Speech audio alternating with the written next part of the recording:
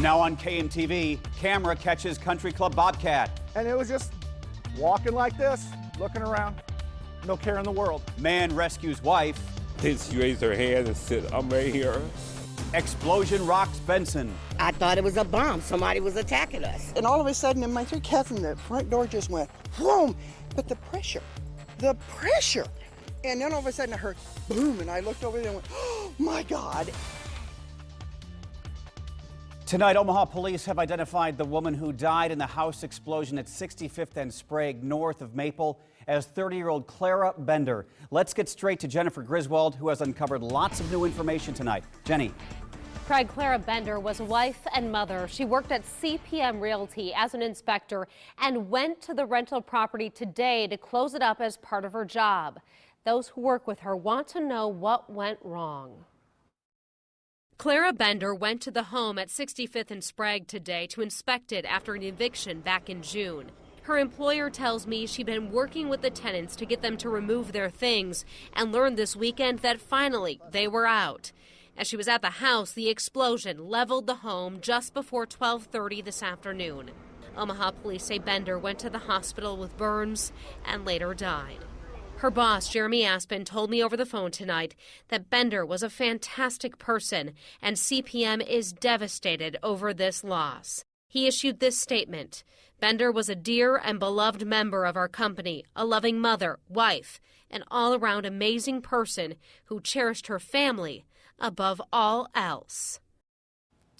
Aspen told me they take diligent notes about problems at properties and check their records. They could not find any past issues involving the gas. The company has set up a GoFundMe page to help Clara Bender's family during this difficult time. We have information at KMTV.com. A bomb, an earthquake, walls shaking. Just a few of the descriptions from neighbors of the blast that rocked their block. Our team coverage continues now with reporter Nick Starling. He's live in Benson tonight. Nick. Craig, in just the past few moments here, there's been cars coming and going, taking items from the houses affected from that explosion. Crews from past few hours have been surveying the area, trying to get clues into this mystery on how this explosion started. And the neighborhood still shaken up, trying to figure out what happened. I heard a big explosion. And the house all of a sudden just shook like somebody ran into it. Completely gone, houses around it blown in. The explosion blew out windows, rattled houses, and shook up the neighborhood. But I was just sitting there on the couch, and all of a sudden, in my three cousins, the front door just went, whoom. And then all of a sudden I heard boom, and I looked over there and went, oh my God. And you could just see the house had exploded. You could just see parts just flying. All of a sudden, just like boom. Everybody looked, and the kids just dropped to the floor. It's like, what the hell is going on?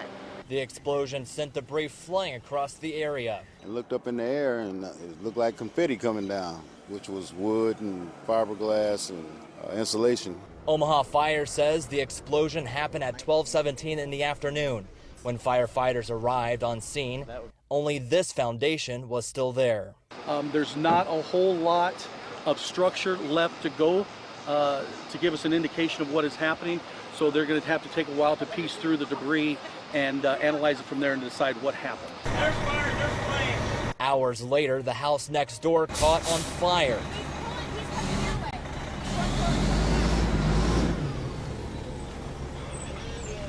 Fire out really quickly. Now homicide investigators are on scene tonight, but police tell us that is just standard procedure. Reporting live at 65th and Sprague, Nick Starling, KMTV Action 3 News. The explosion was so strong it did severe damage to the home next door. Inside that house, a husband, wife, and their children. The wife ended up pinned under rubble. Reporter Maya Science joins us now with the latest on her condition. Maya. Jen and Craig, Rachel Eady was taken to the hospital following the explosion. Tonight we've learned she's now listed in good condition. We spoke to her husband earlier today, moments after he pulled her from the rubble of their home. So I started grabbing the towel, just filming the roof and stuff off of the bed, pulling off of it. It just kicked me. I just started pulling stuff, stepping on nails to get her out. She got out. Jeffrey Blount says he was at the kitchen sink doing dishes when he felt the explosion. He says it knocked him back from the sink a little bit. He turned to see his kids running towards him, screaming. and looked down the hall to see part of the roof missing.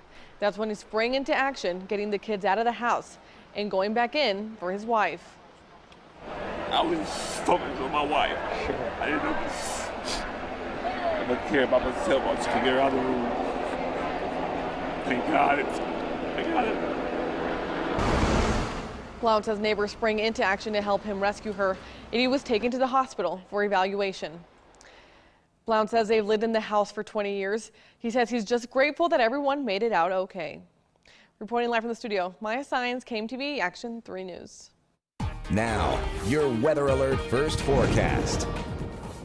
Well, temperatures have leveled off here over the past couple of days, dropping back into the upper 80s after our excessive heat warnings, and afternoon high temperatures in the mid and upper 90s for 4 days straight in a row. But afternoon highs today only managed to make it into the mid to upper 80s. I'll let you know just how long these more seasonal temperatures will stick around. Now to the political spectacle unfolding in Philadelphia. Hillary Clinton had promised a more civil convention than the Republicans had. But shouting, sniping, and what some are calling a Democratic Party civil war broke out today. It pits supporters of Bernie Sanders and backers of the outgoing Democratic Party chairwoman. Tonight, the speeches. Here's CBS News reporter Danielle Nottingham. First Lady Michelle Obama told delegates at the Democratic National Convention and the nation why she believes Hillary Clinton is the best choice for president. What I admire most about Hillary is that she never buckles under pressure. And Hillary Clinton has never quit on anything in her life. Mrs. Obama cited Clinton's lifetime of public service. Someone whose life's work shows our children that we don't chase fame and fortune for ourselves. We fight to give everyone a chance to succeed. Massachusetts Senator Elizabeth Warren went on the attack against Republican nominee Donald Trump. Donald Trump has no real plans for jobs or for college kids or for seniors. No plans to make anything great for anyone except rich guys like Donald Trump. Tonight, speakers try to refocus the conversation on the presumptive nominee and not party infighting. To the Bernie or bust people, you're being ridiculous. Bernie Sanders supporters chanted his name at the start of the convention and booed any mention of Clinton. Both campaigns tried to calm things down on the floor. We need to keep the pressure on so that the Democratic Party knows that we're here, we're not going away. The goal is to wrap up the week in Philadelphia as a unified party in message and tone and defeat Trump in November. Danielle Nottingham, CBS News, Philadelphia. Longtime friend of the Clintons, Ryan Moore of Sioux City, will be one of the speakers at the convention tomorrow. He's been a continuing advocate for health care reform. Republican presidential nominee Donald Trump is not staying quiet while Democrats have their days in the spotlight. Trump plans to host a question and answer session with voters on the social media site Reddit starting at 5:30 p.m. our time Wednesday. Trump's session will take place the same day President Obama and Vice President Biden speak at the Democratic National Convention. Now to the tragedy that has broken the hearts of Husker Nation, the death of Nebraska football player Sam Foltz in a weekend car crash in Wisconsin. Tributes continue to pour in tonight for the all-Big Ten punter. Outside Memorial Stadium in Lincoln, friends, students, and the community are laying flowers at the foot of the statue. Kyle Zillig took his 18-month-old daughter Madison there tonight to leave flowers. Her godmother is a cousin of Sam Foltz. We just wanted to support the family. The family's hard. It's been hard on Beth, so we wanted to come down and show our appreciation, show that we're there for them. We learned tonight the funeral for 22-year-old Sam Foltz will be this Saturday in Grand Island at 10:30 a.m. at Blessed Sacrament Church. Friends have set up a GoFundMe account in his name. You can find a link at our website, KMTV.com. The investigation into a deadly plane crash over the weekend continues tonight. The twin-engine plane went down Sunday shortly after it had taken off from the Millard Airport. It slammed into a field in the Saunders County town of LaShera. A 61-year-old flight instructor and 27-year-old died in the crash. Both men were from the Omaha area, one an Offutt airman. Offutt investigators joined federal officials in looking through the bean field for clues today. A deadly and dangerous start to the bike ride across Iowa, Ragbri. A pickup truck hit and killed a cyclist on Sunday morning near Glenwood, Iowa. Troopers say the driver did not see 72-year-old Wayne Ezel from Jacksonville, Florida. Then just hours later on Sunday night, get this, a pickup hauling a trailer hit a tent, dragging a rider who was inside about 50 feet at a Shenandoah campground. Paramedics flew James Foley to an Omaha hospital. Authorities charged the driver, Danny Carden, with leaving the scene and other counts. Costco's plans to get a chicken processing plant running in Fremont is hitting some turbulence. 3 members of the citizens group Nebraska Communities United filed a lawsuit against the city. The group alleges Fremont is illegally blighting the farmland to get tax increment financing for the plant. The Fremont City Council voted this month to annex about 1,000 acres of land for the project. It's been sweltering in Omaha, and winter is likely the furthest thing from your mind. But the Omaha Public Works Department is making sure they're ready for when the snow flies. The Public Works Department has a bid from Nebraska Salt and Grain Company for about $1.5 million. That translates to 30,000 tons of rock salt for de-icing operations. The City Council will now consider it. The Omaha Police Department helicopter Able 1 is in need of repair. The council is set to vote on approving $35,000 to go toward fixing the chopper's infrared camera system. The Latino Center of the Midlands celebrated 45 years of service to their community. Tonight they hosted their annual Destino, or Destiny Dinner. Our very own Maya Sines was there and served as the event's MC. The center provides opportunities for youth, adults, and families to find a better path by offering GED classes, English classes, and tax and immigration resources. This is a really critical opportunity for us to have a great narrative about all the wonderful things that are going on in the Latino community, the dreams, the hard work, and all the positiveness as well. The Center of the Midlands is the largest and longest-running Latino-led organization in the state of Nebraska. Great to see the community involvement from our Maya Sines there. Yeah, love it. When you think of a pool at a country club, you likely picture lots of sun, lifeguards, and umbrellas. But a lurker in northwest Omaha had managers doing a double take. What it was and the roundabout way they captured this image. And it's dry tonight across the area, but a couple of disturbances, a cold front back across the west will be heading our way midweek, increasing our chances for showers and thunderstorms. I'll show you when the activity will move in. You're watching KMTV Action 3 News with Jennifer Griswold, Craig Negrelli, weather with meteorologist Jennifer Zeppelin, and sports with Phil Aldrich. This is KMTV Action 3 News live at 10. KMTV-3 and Nebraska Furniture Mart are teaming up for the 4th annual Summer Pantry Pile-Up. Bring a non-perishable food item to Nebraska Furniture Mart from July 20th to July 31st and help stock the shelves of Food Bank for the Heartland. The 2016 Summer Pantry Pile-Up. KMTV.com for details. The Village Point Farmers Market, Saturdays from 8 to 1. Real food, real farmers. Brought to you by the Morning Blend, Star 104.5 and KMTV-3. Summertime and the buying is easy. Right now, get 20% of MSRP cash back on select 2016 Terrain and Sierra Light Duty SLT Crew Cab. Plaza Buick GMC, 120th and L, Omaha. I'm Hillary Clinton, and I approve this message. Who do you talk to for military advice right now? Well, I watch the shows. I mean, I really see a lot of great, when you watch your show and all of the other shows. While Donald Trump watched TV, as Secretary of State, Hillary Clinton negotiated a ceasefire in Gaza, a reduction in nuclear weapons, took on Vladimir Putin, and stood up against the trafficking of human beings. A steady leader in an unsteady world. How do you define success? By hitting a new high on the yield monitor? By turning tough acres into productive acres? However you define success, your local DuPont Pioneer team is there with the insights you need to achieve it. So let's take it row by row, acre by acre, season after season. Pioneer, with you from the word go. Summertime and the buying is easy. Right now, get 25% of MSRP cash back on select 2016 Buick LaCrosse and Regal. Plaza Buick GMC, 120th and L, Omaha. Shop everything on sale with 20-month financing now at Nebraska Furniture Mart. Excuse me. Concerns about vandalism led workers to an area pool to a big cat. Get a load of this. This summer is the first time that managers at Maple Village Country Club put in security cameras in northwest Omaha.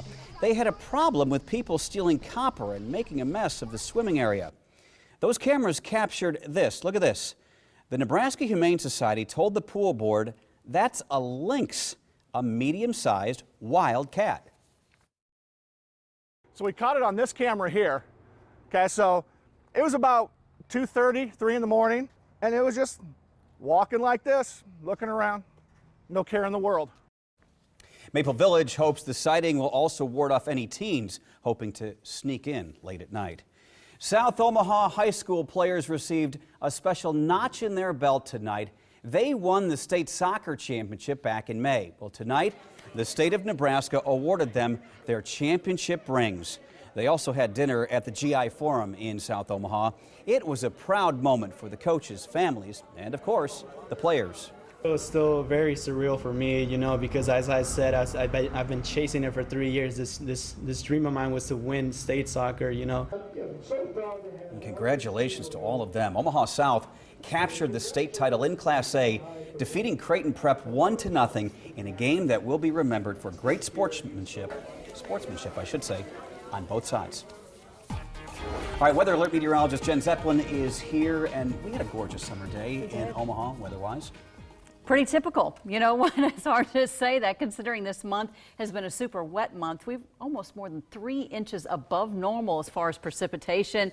And then that 4-day stretch of that excessive heat last week. Nice to see less heat with seasonal temperatures that we've been experiencing here for the past couple of days. So a break from the heat, and the reason why, ridge of high pressure that was sitting over the central plain states has now retreated back to the west. So that is where all the heat is hanging out over the Four Corners region. So what does that mean for us? Afternoon high temperatures are still going to be warm, but not quite as hot as it was last week, with afternoon highs in the mid and upper 80s. 90s down to the south of us, so some heat will continue, but it's definitely not going to be nearly as intense as what we were dealing with last week. Right now, we're at 77 degrees, 74 in Fremont. It's already dropped down to 66 in Columbus.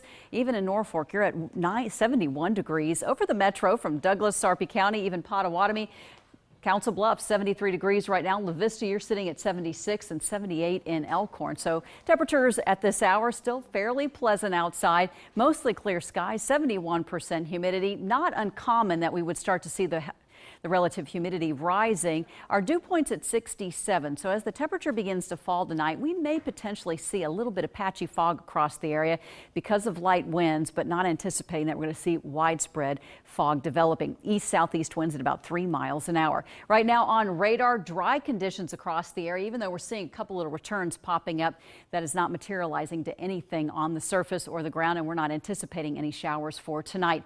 It's midweek that we see a better chance for rain moving in as that ridge of high pressure hangs out to the west. A couple of disturbances move in, even a cold front. So we will see a better chance for rain late Wednesday night, carrying over into Thursday, and looks like we could see some more widespread rainfall as we go through the day on Thursday as a cold front moves into the area. As far as how much rain we'll see, these are just the projected models, so it could be a little more, a little less, depending on where that front kind of hangs out. But we're looking at totals ranging between 1/4 inch to close to 1/2 inch, with the higher amounts from Tacoma, Wayne to Norfolk, and that is again until around 10 a.m. on Thursday. Right now, we're looking at overnight low temperatures that will drop into the mid to upper 60s, so not a bad temperature-wise to start off your Tuesday morning with mostly clear skies. Again, maybe some patchy fog in those low-lying areas across the valleys and even the rivers. Afternoon high temperatures, though, are going to climb into the mid and upper 80s, so very pleasant for this time of the year, closer to normal. 67 for tonight, mostly clear, light southeast winds. Tomorrow, afternoon high of 88 degrees, mostly sunny skies, and we will be looking at maybe just a few clouds in the afternoon. The next 3 days, we keep those upper 80s around with that chance for storms late Wednesday, carrying over into Thursday, but we drop the high back to 83. And we hang on to that even into Friday. Weekend, not too bad. Mild and dry with highs in the mid-80s. So what should the kids wear in the morning? Our weather kid of the day, Marcus, age 4, 69 degrees. T-shirt and shorts kind of weather. Jen, Craig? All right, nicely done, Zep. Condolences to the Husker football program today. The major college coaches who remembered Nebraska and their remarks at Big Ten Media Days. Next in sports. team.